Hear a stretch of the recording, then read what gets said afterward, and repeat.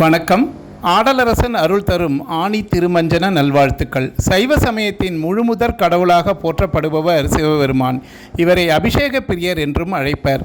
அக்னி ஸ்வரூபமாக விளங்கும் சிவபெருமானுக்கு அபிஷேகங்கள் செய்து வழிபட்டால் அவர் மனம் மகிழ்ந்து அருளை அள்ளித் தருவார் என்பது நம்பிக்கை.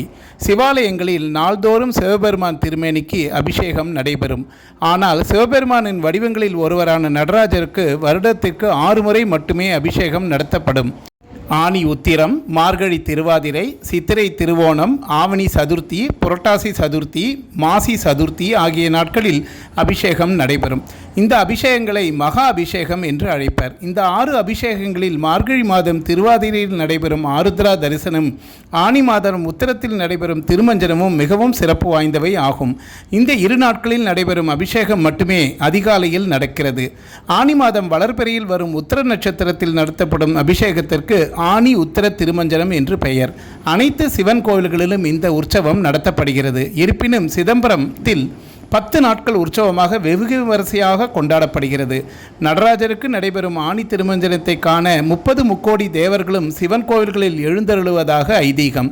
சிவபெருமான் மாணிக்க வாசகருக்கு குருந்தை மரத்தடியில் காட்சியளித்தது ஆணி உத்திர நட்சத்திரத்தில்தான். மேலும் மாணிக்க வாசகர் சொல்ல சொல்ல சிவபெருமானே கைப்பட எழுதியதான் திருவாசகம் என்கிறார்கள். மாணிக்க வாசகரும் சிதம்பரத்தில் ஜோதியாக ஐக்கியமானதாக கூறப்படுகிறது. இதனை சிறப்பிக்கும் விதமாக ஆணி உத்திர நட்சத்திர நாளில் சிறப்பு அபிஷேகம் நடத்தப்படுகிறது. வைகாசியில் அக்னி நட்சத்திர வெப்பத்தில் தகிக்கும் திருமேனிக்கு ஆணியில் திருமஞ்சனம் செய்யப்படுகிறது. ஆணி திருமஞ்சன விழாவை தொடங்கி வைத்தவர் பதஞ்சலி மகரிஷி ஆவார். சிதம்பரத்தில் நடராஜ பெருமான் ஆடும் ஆனந்த தாண்டவம் படைத்தல், காத்தல், அழித்தல், மறைத்தல், அருளல் ஆகிய 5 தொழிலையும் உணர்த்திருக்கிறது. சிதம்பரத்தில் நடராஜருக்கு வலப்பக்கத்தில் சிதம்பர ரகசியம் உள்ளது. அதுபோல திருவாரூர் தியாகராஜர் திருமேனியே ரகசியம் கொண்டது. இந்த 2 பெருமான்களின் நடனத்தையும் பதஞ்சலி முனிவரும் வியாக்கிரபாத முனிவரும் தரிசித்ததாக ஐதீகம்.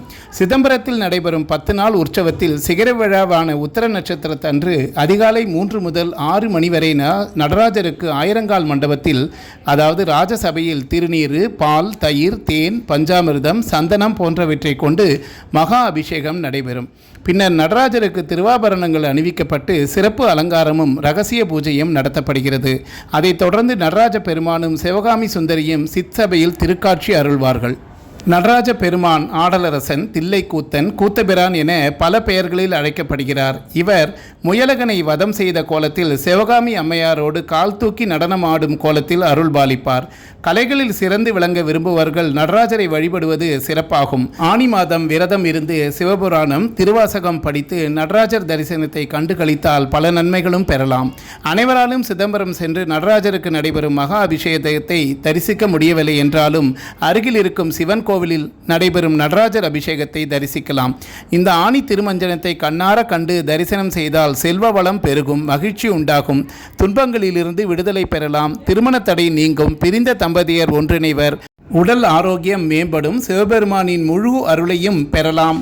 சிவன் கோவில்களில் இருக்கும் மூலவரான சிவரூப திருமேனிக்கு நாள்தோறும் அபிஷேகம் நடைபெறும். 16 முதல் 32 அபிஷேகங்கள் செய்யப்படுவதுண்டு. ஆனால் சிவனுக்கு செய்யப்படும் அபிஷேகங்கள் 24 நிமிடங்கள் மட்டுமே நடத்தப்படும் என்பது ஆகம விதியாகும். இந்த மகா அபிஷேகங்கள் கிட்டத்தட்ட 3 மணி நேரம் வரை நடத்தப்படும். சித்திரை மாத திருவோண நட்சத்திரத்தில் கனக சபையில் மாலையில் அபிஷேகம், ஆனி மாத உத்திர நட்சத்திரத்தில் ராஜசபை எனும் ஆயிரங்கால் மண்டபத்தில் சூரிய உதயத்திற்கு முன் 3 அல்லது 4 மணிக்கு அபிஷேகம், ஆவணி மாத பூர்வபட்ச சதுர்த்தசியில் கனக சபையில் மாலையில் அபிஷேகம், புரட்டாசி மாத பூர்வபட்ச சதுர்த்தசியில் கனக சபையில் மாலையில் அபிஷேகம், மார்கழி மாத திருவாதிரை நட்சத்திரத்தில் ராஜசபை எனப்படும் ஆயிரங்கால் மண்டபத்தில் சூரிய உதயத்திற்கு முன் அபிஷேகம், மாசி மாச பூர்வபட்ச சதுர்த்தசியில் கனக சபையில் மாலையில் அபிஷேகம். இந்த 6 அபிஷேகங்களையும் கண்டு நடராஜரை தரிசித்து வழிபடுபவர்களுக்கு ஆனந்தமயமான வாழ்க்கை ஏற்படும் என்பது ஐதீகம். மார்கழி மாதம் என்பது தேவர்களின் காலை பொழுதாகும். இந்த மாதத்தில் தேவர்களே சிவனுக்கு அபிஷேகம் பூஜைகள் செய்து வழிபடுவதாக நம்பிக்கை. அதனால்தான் அதை ஆருத்ரா தரிசனம் என்கிறோம். ஆனி மாதம் என்பது தேவர்களின் மாலை நேரம் ஆகும். நாம் எப்படி காலை மாலை இருவேளையும் வீட்டில் விளக்கேற்றி வழிபடுகிறோமோ அதுபோல தேவர்களும் தங்கள் மாலை நேரத்தில் சிவனுக்கு அபிஷேகம் செய்து வழிபடுவதாக சொல்லப்படுகிறது. அதனால்தான் நடராஜருக்கு மற்ற அபிஷேகங்கள் மாலையிலும், மார்கழி ஆனி மாத அபிஷேகங்கள் மட்டும் காலையில் நடத்தப்படுகின்றன.